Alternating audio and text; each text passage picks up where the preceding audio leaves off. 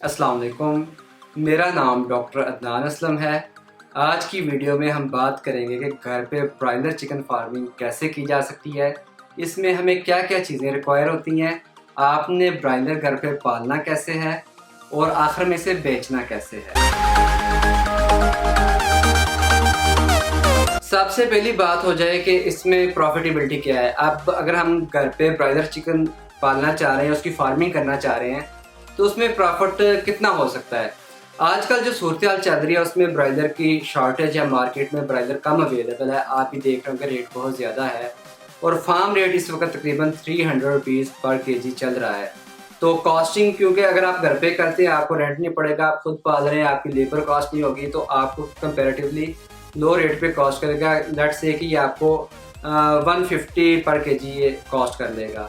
तो अगर आपको 300 पर केजी रेट मिल जाएगा तो आप सिर्फ 100 ब्रॉयलर चिक्स के साथ महीने का आप कहने के 25 से 30 हज़ार रुपया कमा सकते हैं। इसमें इतना पोटेंशियल है, लेकिन ये कांस्टेंट नहीं है। इसमें रेट की फ्लक्चुएशन है और डेली बेसिस पे होती है, तो इसमें रेट ऊपर नीचे होता रहता है, लेकिन इसमें प्रॉफिट मार्जिन है। आप घर पे रह के कम रिसोर्सेज के साथ, कम इन्वेस्टमेंट के साथ ब्रॉयलर चिकन फार्मिंग घर पे आप कर सकते हैं। तो इसमें आपको चीज़ें क्या क्या रिक्वायर होंगी, लेकिन सबसे पहले मैं आपको ये बता दूं कि आपने रेट किस तरह चेक करने हैं। फेसबुक पे एक पेज है पाकिस्तान पोल्ट्री अपडेट्स, उसका लिंक मैं डिस्क्रिप्शन में मेंशन कर दूंगा। तो उस पर आप जाके देख सकते हैं। उसमें पाकिस्तान के हर इलाके के ब्रॉयलर के जो रेट्स होते हैं डेली के, वो अनाउंस होते हैं कि फार्म रेट क्या है। तो उसके अकॉर्डिंग आपको ब्रॉयलर के फार्म रेट का भी पता चल जाएगा और ब्रॉयलर का जो चूज़ा है वो किस रेट पे मिल रहा है आपको उसका भी पता चल जाएगा। अब हम बात करेंगे कि इसको पालने के लिए आपको सामान क्या क्या रिक्वायर है। सबसे पहले तो आपको कोई कमरा चाहिए, घर की छत पे हो, बैकयार्ड में हो, कोई कमरा हो 10 बाय 10 फुट का जिसमें हवा की क्रॉसिंग पॉसिबल हो। तो उसमें आप 100 ब्रॉयलर चिकन रख सकते हैं, उन्हें ग्रो कर सकते हैं, लेकिन शर्त यह है कि हवा की क्रॉसिंग उसमें पॉसिबल हो। दूसरी इसमें जो चीज़ चाहिए हमें मौसम के लिहाज से, या तो हीटर चाहिए होगा क्योंकि हमने एक मखसूस टेम्परेचर इसमें मेंटेन करना है एज के लिहाज से। तो जो टेम्परेचर की रिक्वायरमेंट्स हैं इसकी, वो भी मैं डिस्क्रिप्शन में मेंशन कर दूंगा। आप देख सकते हैं किस स्टेज पे इसको क्या टेम्परेचर चाहिए। तो उसके लिए अगर तो सर्दियाँ हैं तो हमें हीटर चाहिए होगा, और अगर गर्मियाँ हैं तो हमें एयर कूलर चाहिए होगा। तो ये एक हमारी रिक्वायरमेंट है। बाकी उसे हम कंफर्टेबल बेडिंग देंगे ताकि वो कंफर्टेबल रहे उसके लिए, और उसकी जो ड्रॉपिंग्स हैं वो उसमें मिक्स हो और वो उसमें ईजी रह सके।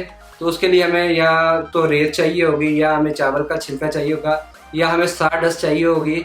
ये जो आरे की होता है चूरा, वो अगर मिल जाए तो वो भी इस्तेमाल किया जा सकता है।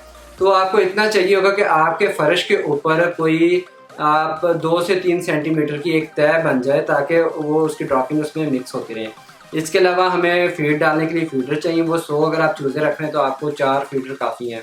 इसी तरह पानी पीने के लिए ड्रिंकर चाहिए, वो भी 3 से 4 100 चूज़ों के लिए काफ़ी होंगे। फिर हमें एक थर्मामीटर चाहिए, डिजिटल थर्मामीटर होता है, उसमें टेम्परेचर और ह्यूमिडिटी का पता चल जाता है।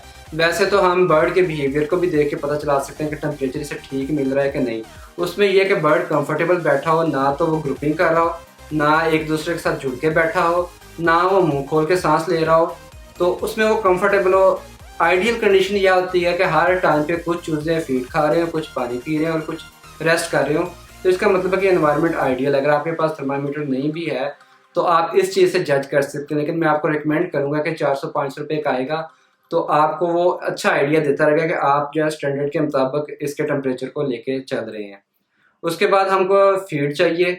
तो फीड जो है ये अब या तो आपके शहर में कोई भी पोल्ट्री का डीलर होगा उससे आपको मिल सकती है, पोल्ट्री की शॉप होगी उससे मिल सकती है, या हर इलाके में पोल्ट्री फार्म लाजमी है तो आप उनसे ले सकते हैं। तो ये आपको तकरीबन 100 चूज़ों पे आपको 6 से 7 बैग फीड चाहिए होगी। तो आप ये किसी भी फार्म से ले सकते हैं, किसी डीलर से ले सकते हैं। तो ये आपको आसानी से मिल जाएगी क्योंकि आपके इलाके में कोई ना कोई, अगर तो आप देही इलाके में तो यहाँ शेड होगा, अगर आप शहर में तो वहाँ कोई आपको शॉप होगी जहाँ से आपको फीड मिल जाएगी।